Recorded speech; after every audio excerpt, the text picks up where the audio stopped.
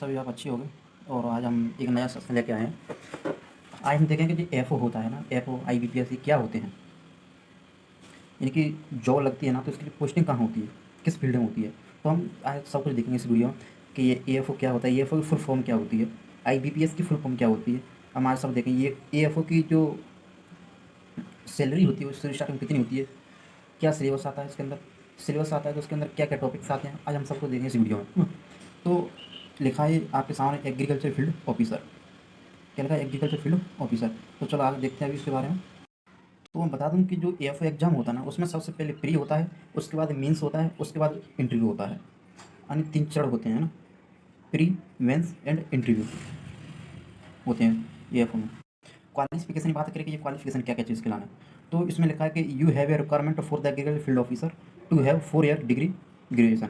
यानी मतलब किसी फील्ड एग्रीकल्चर फील्ड से रिलेटेड 4 ईयर्स की डिग्री, इसकी जो क्वालिफिकेशन है 4 ईयर्स की इसके लिए डिग्री चाहिए। तो डिग्री किससे होना चाहिए, जैसे कि देश में लिखा कि एग्रीकल्चर, एग्रीकल्चर से होनी चाहिए 4 ईयर्स की degree, agriculture B S C, horticulture B S C, animal से होना चाहिए, veterinary science, dairy science, fishery science और फिजिकल्चर, है ना।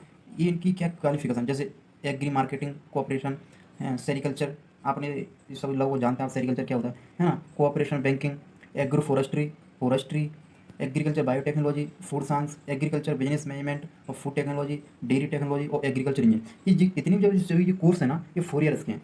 अगर किसी पर अगर इनमें से कोई एक डिग्री हो, ग्रेजुएशन है, तो वो एलिजिबल है ए एफ ओ को लाना, वो ए एफ ओ को एग्ज़ाम दे सकता है। तो ये इसकी क्या ड्यूरेशन थी, क्वालिफिकेशन थी इसकी।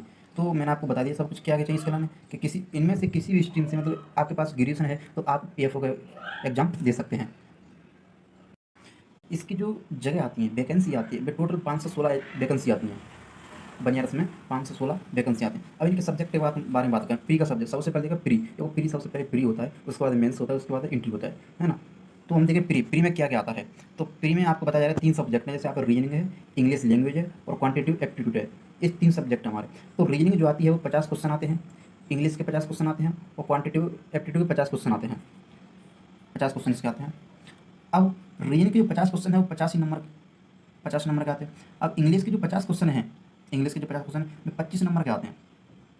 और जो क्वांटिटिव है ना, इसको मैथ, इसके भी 50 क्वेश्चन आते हैं और 50 नंबर के आते हैं। यानी आपके टोटल 150 क्वेश्चन हो गए और आपका जो मार्क होता है वो 125 नंबर का है। और आपको इन तीनों सब यानी 150 क्वेश्चन में आपकी जो 120 मिनट है, 40 मिनट, 40 रीजनिंग के लाना है और 40 इंग्लिश के लाना है और 40 क्वांटिटिव एप्टीट्यूड के, नहीं 120 मिनट है टोटल इसके लाना है ना। और देखते हैं, मैं आपको एकदम पूरी डिटेल बताऊंगा इसके बारे में, आपको क्या होता है, इसका कार्य क्या होता है, मैं सब कुछ बताऊंगा आपको लाने इस वीडियो के अंदर। एक भी ऑप्शन नहीं छोड़ूंगा आपको लाने कि ये किसी से अलग से पूछना पड़े कि आपको में क्या क्या है। मैं आपको एकदम पूरी डिटेल इसमें अब प्री में रीजनिंग तो आती है, और रीजनिंग के अंदर कौन कौन से टॉपिक आते हैं उनको देखते हैं। तो रीजनिंग के सेक्शन ए, रीजनिंग का सेक्शन ए। तो सेक्शन ए में क्या आता है, जैसे एनालॉजी, उस reasoning classification, code and coding, blood blood blood relation. आपने रक्त संबंध यानी ब्लड रिलेशन, तो जैसे कि क्वेश्चन पूछता है कि जैसे एक्स उसका भाई है बी का, तो बी और एक्स में या जेड में क्या रिलेशन है, ऐसे कुछ क्वेश्चन आएंगे इसमें ब्लड संबंध से, है ना। जो क्या पल्स टेस्ट है, डायरेक्शन सेंस टेस्ट, मतलब डायरेक्शन दिशा, है ना। लोकेशन, बैंड डायग्राम होते हैं ना, डायग्राम से जैसे आपने वो खिला होगा, लूडो खिला होगा, लूडो कभी 6 पत्ती है, कभी 3 पत्ती है ना। तो ऐसे ऐसे आपके डायग्राम भी आएंगे। अल्फ़ाबेट टेस्ट, है ना।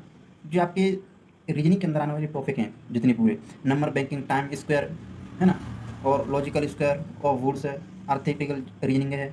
तो जो आपके रीजनिंग के अंदर आने वाले सभी टॉपिक हैं, है ना।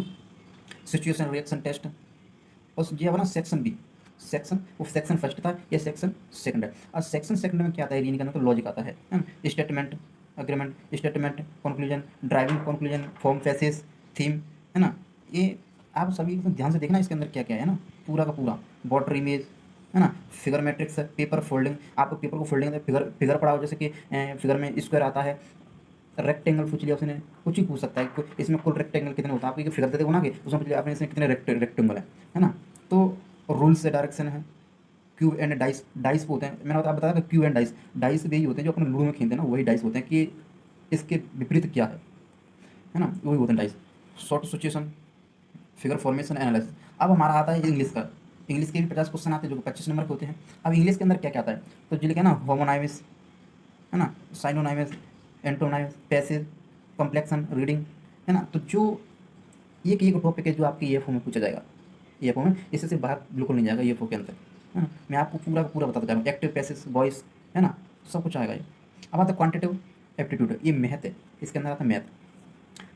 तो जैसे मैथ ही बहुत है, जैसे अंकगणित मैथ होता है ना, मैथ ही बहुत टाइप के होते हैं। तो जो क्वांटिटेटिव एप्टीट्यूड मैथ है, तो इसके अंदर आएगा नंबरिंग सीरीज आएगा, है ना, डेसिमल फ्रैक्शन आएगा, रेशियो एंड प्रोपोर्शन, है ना, परसेंटेज प्रतिशत निकालना कि इसका इसका कितना परसेंटेज हुआ, मतलब, है ना, simple compound, time and work, जैसे कोई टाइम, कोई जैसे कोई ट्रेन जाती है, उसका टाइम वगैरह, उसका वर्क कार्य, मतलब कि कितने टाइम में कितना बार कितना कार्य कर रहा है, ये उससे रिलेटेड। टाइम एंड डिस्टेंस, समय एंड दूरी, इसको बोलते हैं हिंदी में समय एंड दूरी। मैन्युरेशन, प्रोबेबिलिटी, प्रोबेबिलिटी को हिंदी बोलते हैं प्रायिकता, है ना। अब हमारा किसका हुआ था, प्री का हुआ था। प्री का सिलेबस आपको मैंने पूरा दिखा दिया। और आप स्क्रीनशॉट लेते चलिए आए कि इस, या फिर वीडियो को बार बार देखते रहें, क्योंकि आप जैसे सर्चिंग मारेंगे तो स्क्रीनशॉट लेंगे तो उसमें सब कुछ देख के टॉपिक खाली आप यूट्यूब पर डाल सकते, उसका टॉपिक निकल गया कि क्या गया, है ना। जब आप मेंस, एक क्या होता है, मैंने आपको बताया 3 होते हैं, प्री, मेंस और इंटरव्यू। तो मेंस के अंदर क्या आता है, जैसे कि, है ना, तो जो मेंस का जो लिखा है, मेंस में सब्जेक्ट आएगा प्रोफेशनल एग्रीकल्चर नॉलेज, इसके 60 क्वेश्चन आएंगे और मार्क भी 60 रहेंगे। तो इसका जो ड्यूरेशन होता है, टाइमिंग होता है क्वेश्चन को सॉल्व करने का, वो आपका 45 मिनट रहेगा। अब इसके अंदर भी टॉपिक्स आते हैं, एग्रीकल्चर करंट अफेयर, जो करंट अफेयर भी आ गई, है ना, क्रॉप हॉर्टिकल्चर, वेजिटेबल फ्रूट्स आएंगे, हर्बिसाइड पेस्टिसाइड, ये सब आएंगे, सीड टेक्नोलॉजी, मतलब इसके अंदर ही आएंगे। जो आपके 60 नंबर है ना, 60 नंबर के अंदर ही आएंगे सीड टेक्नोलॉजी, एग्रीकल्चर इकोनॉमिक्स, जो कि बीएससी हॉर्टिकल्चर का फर्स्ट सेमेस्टर है ना, उसमें एग्रीकल्चर इकोनॉमिक्स है ना। Virus, various type of agriculture, है ना, रूरल रिसर्च, ये सब आएगा। फैक्ट, सॉल्ट टाइप, सॉल्ट कितने प्रकार की होती हैं, है ना, फर्टिलाइजेशन, फर्टिलाइजर, है ना। तो animal husbandry and technology, different varieties animal, जैसे कि आपने पढ़ा होगा कि सबसे अधिक दूध देने वाली मुर्रा भैंस है, मतलब इससे अलावा, मतलब इसमें लिखा इंपोर्टेंट वेराइटी, डिफरेंट वेराइटीज, तो, है ना। Rural welfare activity India.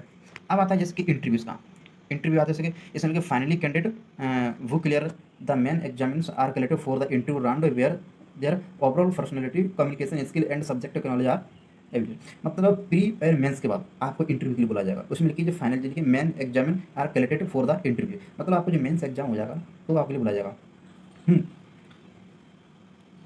याद रखना, पहले प्री होगा, उसके बाद मेंस होगा, इसके बाद इंटरव्यू होगा। अब मैं ईएफओ से रिलेटेड कुछ अलग इंपॉर्टेंट पॉइंट बता दूँ कि इसका मेन कार्य क्या होता है, ये कहाँ होता है ना, तो इससे मैं आपको बताने जा रहा हूँ। तो आपको बता रहा जैसे कि ईएफओ क्या पढ़ा है, ए एफ ओ, इसकी जो ईयर्स रहती है, मतलब कितने ईयर्स तक आप एग्जाम दे सकते हैं, तो इसके लिए ईयर्स बताई गई है आपकी लगभग 20 से 30 ईयर्स, 20 से 30 ईयर्स। आप 20 से 30 ईयर्स तक आप इसका ईएफओ का एग्जाम दे सकते हैं, है ना। तो 20 से 30 ईयर तक आप इसका एग्जाम का दे सकते हैं।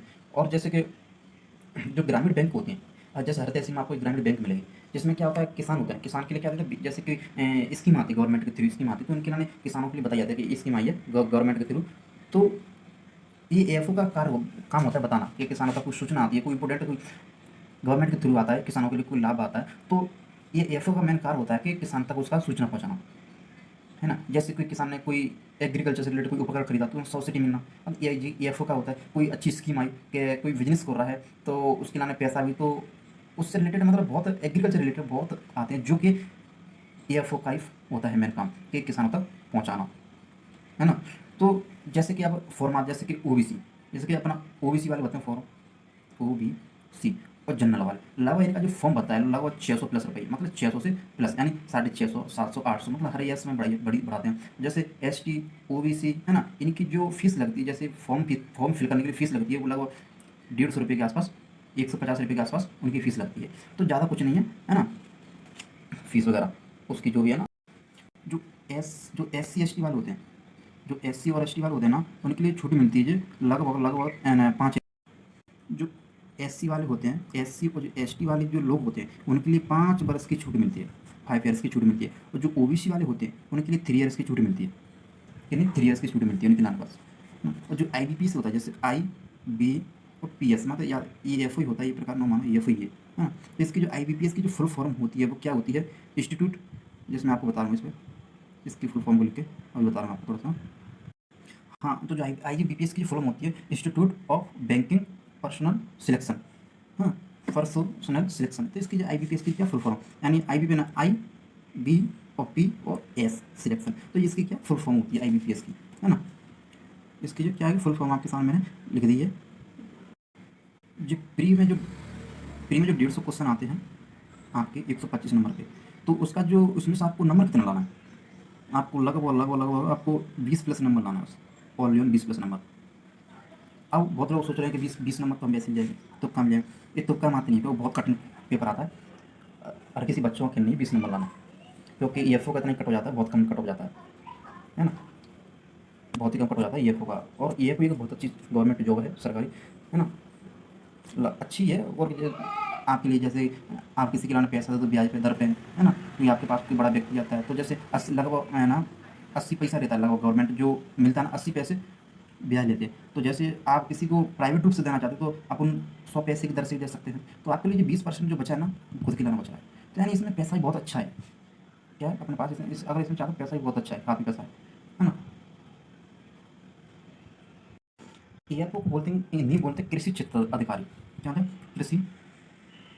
कृषि क्षेत्र अधिकारी हिंदी में, हिंदी में कृषि क्षेत्र अधिकारी बोलते हैं। अगर कोई जैसे मेरे से अगर इसमें कोई छूट गया होगा आपको बताने में, तो मुझे कमेंट में जरूर बता देना, कमेंट करके कि इसमें से ये छूट गया। लगभग मैंने तो मेरे हिसाब से तो कुछ नहीं छूटा इसमें। सिलेबस है, सिलेबस के अंदर टॉपिक है, नंबरिंग है, कितनी पोस्ट आती है, 516 पोस्ट आती है, मतलब उसकी जो जगह आती है 516 होती है ना। उसकी पूरे इसकी ड्यूरेशन के साथ में इसके कौन कौन सी डिग्री से होनी चाहिए, फूड टेक्नोलॉजी, डी टेक्नोलॉजी, मतलब बहुत मैंने आपको बता दिया लगभग, है ना। यही पहले फ्री होता है मेंस इंटरव्यू, ये आपके होते हैं EFO के अंदर, है ना। और जैसे कि मैं अभी इसकी जितनी भी एग्रीकल्चर फील्ड के अंदर जितनी भी जॉब आती हैं A to Z जितनी भी जॉब आती है उनकी हर एक जॉब में एक हर हर जॉब पे एक मैं आपके लिए उसके क्या बनाऊंगा वीडियो।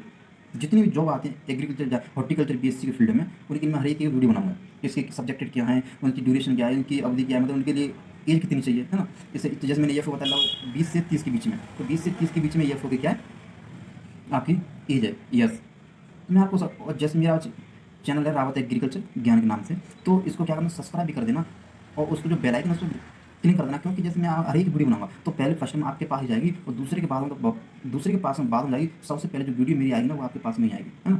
क्योंकि मैं आप इससे क्या होता है, इससे मुझे कोई प्रॉपर नहीं बता, आपको सूचना मिल जाती है इसके बारे में कि आपको अब देखो कि EFO का है, तो EFO की मतलब आप बहुत वीडियो देखो, उसमें कभी शॉर्ट लिखा होगा, किसी वीडियो प्री के बारे में लिखा होगा, किसी के मेंस के बारे में लिखा होगा, किसी के कोई इंटरव्यू ऑनलाइन इंटरव्यू के बारे में बता रहा होगा। बट मैंने इस वीडियो के अंदर आपको लिए प्री बता दिया, मेंस और इंटरव्यू, है ना। सब मैंने कुछ नहीं छोड़ा EFO में कि जो आ नहीं सकता, कि कुछ भी नहीं छोड़ा, मैंने सब कुछ बता दिया कि क्या EFO होता है, उसका क्या कार्य होता है, कितनी ईयर्स की छुट्टी मिलती है, IBPS की फुल फॉर्म क्या होती है, EFO की फुल फॉर्म क्या होती है ना। मैंने सब कुछ उसके वीडियो के अंदर बता दिया, है ना। तो हम इस वीडियो को यहीं ख़त्म करते हैं, यानी तो सभी के लिए जय जवान जय किसान, जय जवान और जय किसान। और EFO की दिसंबर में जगह आती है, हर दिसंबर में जगह आती है, तो आप अच्छे से तैयारी करिए। और दिसंबर में, है ना, इसकी दिसंबर में जगह आती है, तो आप अच्छे से तैयारी करिए और पेपर को निकाल दें ताकि आपको अच्छी गवर्नमेंट जॉब में आप मिल जाए। जिससे क्या होता है, जो घर वालों के सपना होते हैं एकदम कंप्लीट रूप से सपने हो जाते हैं कि हाँ कि हमारे बच्चे ने EFO में जॉब ली, है ना। क्योंकि अब किसी भी पढ़ रहे हैं, जॉब दिलाना तो पढ़ रहे हैं। अगर आप जैसे कि ग्रेजुएशन आपने कर लिया, अपना पढ़ाई करनी है, उसका मतलब क्या होता है, आपकी 4 ईयर्स जाएगी इस ग्रेजुएशन के अंदर। तो हमारा यही कहना है कि अच्छे से तैयारी करिए, अच्छे से बुक खरीदिए और अच्छे से अच्छा आप टीचर के पास कोचिंग लगा लिए, ताकि आपका ये EFO होता है ना, हाल ही क्लियर हो जाए, फर्स्ट बार में आपका EFO निकल जाए, है ना। तो आपके लिए सभी के लिए थैंक यू जो हमारी वीडियो देख रहे हैं उनके लाने, है ना। और ये वीडियो को हम यही खत्म करें, क्योंकि ज़्यादा लंबी हो जाती है तो कोई व्यक्ति देखता नहीं, क्योंकि हर कोई चाहता है कि छोटी छोटी वीडियो में सब कुछ, और ऐसा नामुमकिन। ओके, तो टाइमिंग 2 हो रहे हैं, तो good afternoon all of you सभी के लाने, है ना, मेरी तरफ से। और जय जवान जय किसान।